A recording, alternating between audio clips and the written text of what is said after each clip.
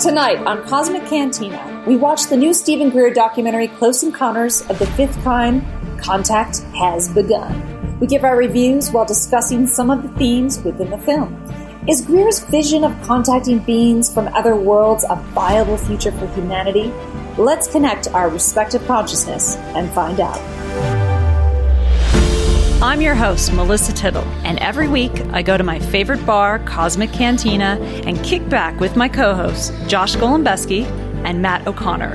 We talk about aliens, Bigfoot, ghosts, ancient cultures, and anything from the unseen world that needs a little illumination.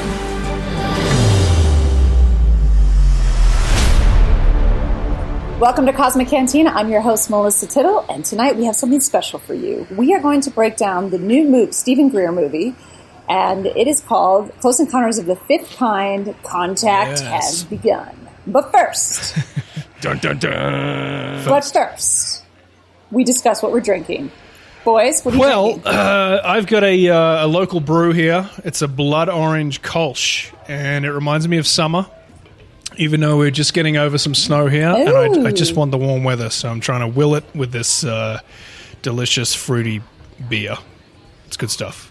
I'm just glad it's not the old growler that you've been drinking. I've moved on from the growler. Like it was getting a little. I was going to say fermented, but I guess it was already. It's whatever. Josh, what are you drinking? People of Earth. Tonight I'm drinking Omission IPA. Omission Brewing Company IPA. It's bold and hoppy, and yes, it's gluten free, and it tastes like a real IPA. And it's a little summery, it's a little light, and the weather is changing here in Colorado. The snow is melting. So here's to Cosmic Cantina. Here's to being all right, weird. I'll drink to that. Woo! I'm drinking hot chocolate with whiskey in it because that's how I roll tonight. That's different, but cool. Nice. So let's get down to business. So we have this film that we're going to break down, which is amazing. But I want to bring up a boring article because I do it every single podcast, and why break it now? And so I picked this one from CNN, and it says, what happens when the new coronavirus hits democratic countries? And this article kind of discusses the idea of the fact that, China was at some point really good at containing the virus because they're not a democratic country and they're able to lock things down and put these strict orders. But a democratic country, it's just more difficult, and that's just how it goes.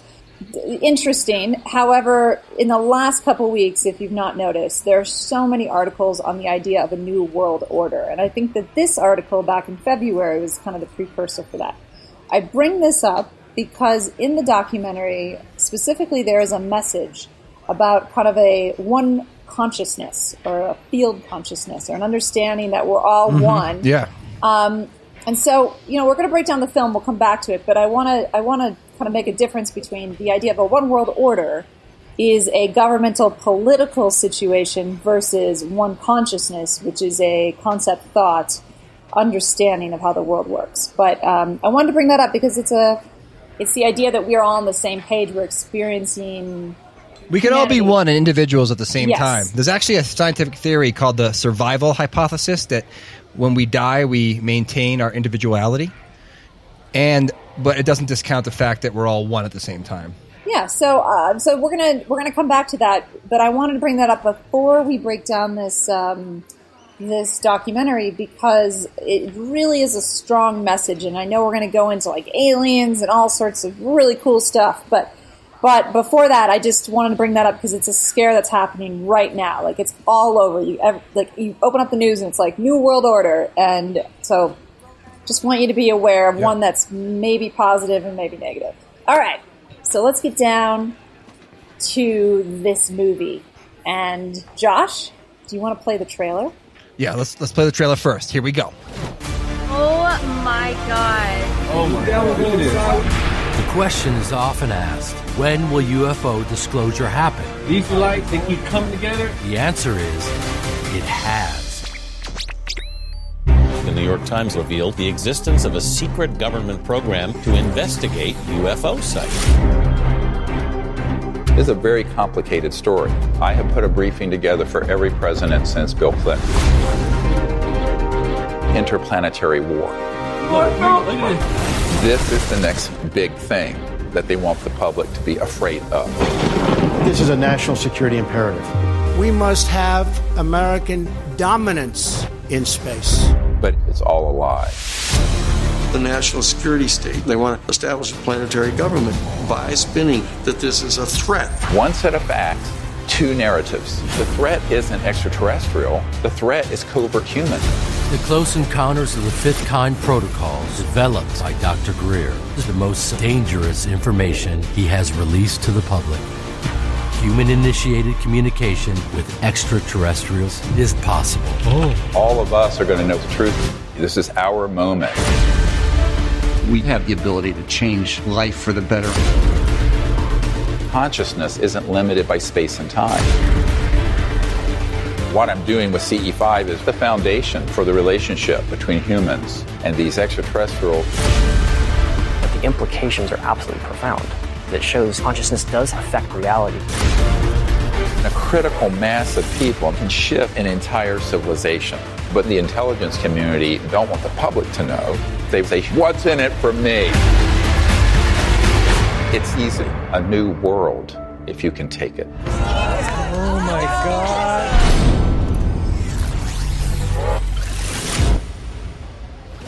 All right, where I come from, we would call that trailer Wicked Pissa because it was awesome. Even though you couldn't see anything, I go watch the trailer too. Go check it out on YouTube and go watch it. But the audio alone is awesome. It's a well-done trailer and a well-done movie. Before we get into this movie, I just want to say I've been following Dr. Greer since 2001 when he had that big meeting at the Washington National Press Club and brought forward about 300 different government insiders on various aspects of the UFO phenomenon. Woo! It really brought me on a journey of discovery where from that moment in 2001, I've investigated UFOs and ufology since that time. And I was into it as a kid as well, but never really thought it was real. And I got older and you kind of get conditioned to think things are fake. And then after that, 2001, I really got into Greer's work. So I was really excited about this documentary. This is his third big one. There was Sirius, there was Unacknowledged, and now there's this one, Close Encounters of the Fifth Kind, Contact Has Begun. It is my favorite one out of all the movies because it's not just about the aliens, not just about the cover-up in the dark and the government keeping everything secret. We heard that a million times. That is in here. It's an important part of the story. But the reason why I love this doc so much is because it had a spiritual angle to it. It had a consciousness angle to it. It was transformational in a lot of ways, too. A lot of people who go through these CE5s. What is a CE5? It is a meditation protocol that Dr. Stephen Greer developed to contact extraterrestrials. That's what this movie is about. It's about people in meditative states reaching out and contacting aliens or beings from other dimensions or other worlds or other times. And it is repeatable.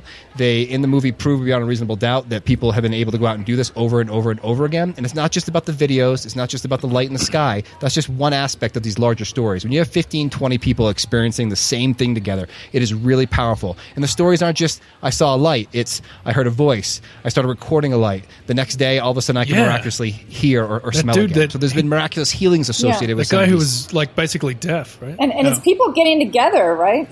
Like it's like a group, like everybody like in a circle meditating at the same frequency. Is that correct? Yes, and then they do this certain protocol where they basically go out there and ask to talk to aliens, and then they I don't know what the right, they geolocate to their angle through meditation. So like in your head, you'd picture Earth, then you'd picture Colorado, then you picture Boulder, then you picture my dark basement, and then you do that over and over again. And if you're able to be in a real deep meditative state, and you do it with a there's a phrase he uses that's so interesting and that I just love that he said it in the movie. He goes, a pure state of innocence. So a lot of times when this stuff works, it's with a group of people who are not holding grudges or, this might work, this might not, I don't know about it. They can't be holding any of that. It has to be tackled with a pure state of innocence. And these groups of people are having results. This is like really happening. And I've known people who've been a part of these groups and had experiences. I have not personally. It's definitely one of my goals. But I know people who've used these protocols to go out and make contact. And all their contact experiences were more than just a light in the sky. It was like a transformational story. And there's so many stories out there. And this film was just the tip of the iceberg. But I thought that connection between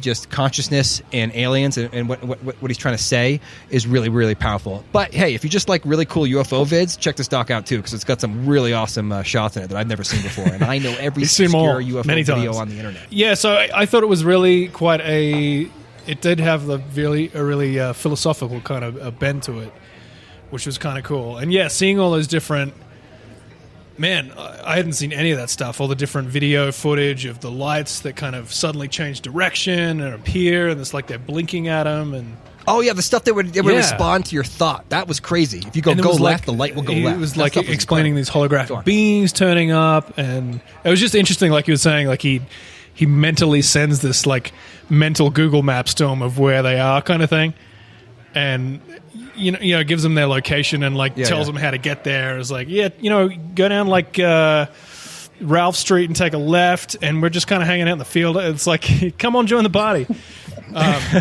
Okay, so one part of this doc that I thought was super cool and interesting was basically Greer is proposing a hope-based disclosure. And what he's saying in this film, I mean, directly, him and his the lawyer, what's his name? Sheehan? Something? Daniel I forget his name. The guy with the white hair. Daniel Sheehan. Yeah, Daniel Sheehan.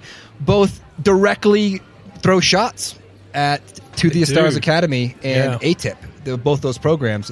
Because what they're saying is they're proposing a fear-based disclosure, which is kind of true. They always talk about, like, we can't control our airspace, and the government needs to control their airspace. And there's this like underlying, really serious fear to it. And Greer is definitely like pure hope and love, and like really pointing out over and over again that like these things have done nothing bad to us. Like, I mean, of course, there's some cases you can find out there where dark shit's happened with aliens, but the overwhelming majority of contact experiences have been positive. And that's what he's trying to get across in this film. Greer himself goes off on that course of it being like any contact with real aliens is actual like positive. They're just trying to help. They're a space brothers kind of thing. And isn't it his belief that all the negative stuff is actually governmental military interfering and kind of masquerading as an alien force? Yeah.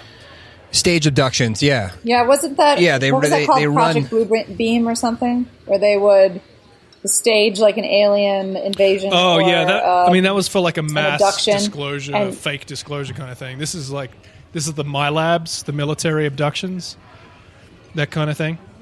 Like he's saying all the negative encounters where they're like impregnating you and giving you a reach around and all that sort of stuff. That's just the butt proby stuff. Butt proby stuff. Yeah. Yeah. There we go. Stuff. Thank you for bringing the butt probe into each episode. Because think about it. If you were going to scare someone, though, that's what you do. Think about it. Like, why would aliens fly a million miles to, like, butt probe us? Couldn't they just figure out our fecal matter without butt probing and scaring the shit out of us? That is something you would do to terrorize people. I just don't understand. But that was like, we had a whole episode exactly, because it doesn't make sense. This is true. But back to this amazing doc. Yeah, listen, don't you know, didn't you interview Tom DeLonge at one point? The founder of TTSA? I met Tom DeLonge at a secret space program conference in San Jose, California. I was there, this is several years ago, this is probably 2014. I was there to find new people to interview for a show called Hanger One on History Channel. And he was there, and I thought that was strange. I didn't know he was even into aliens, but he is. And I had a conversation to him about it because I was thinking, wow, he would be really cool to be on the show if that's his thing. But it was like he was getting into it, and he had kind of this like, it's almost like he just didn't really, how do I explain it? It's like it was like talking to like a dumb surfer dude, you know? Which, you know, there wasn't this. I mean, I don't know if it was super insulting, but he was just like, it's just kind of like there wasn't. I'm sure really he's a totally anything nice up guy. There, you know, he wasn't really giving me. But. Yeah, it's probably I mean, he wasn't like a bad guy, but I mean, I just to be the face of something. He's literally just using his face to be part of this organization, but getting on social media platforms or getting onto, being interviewed and talking about, this idea, this fear, which is creating, if it's not the coronavirus, it's this idea that these aliens are coming for us, and especially with the whole Nimitz situation that happened, and that's creating fear. And then that is another goal of like a one world government. It's just another way to create fear that like, there's things coming out of the sky that we can't control. And so, we have to defend ourselves, and we have to become, the difference is we have to become one human against these aliens, instead of what Greer is trying to say in this documentary, which is we have to understand that we're one consciousness, and we are not just one human, but we are all humans sharing the same consciousness. different than the Is fear that in the kind of the World power Order. behind the CE5 as well as like a group of people combining their one intention, their one sort of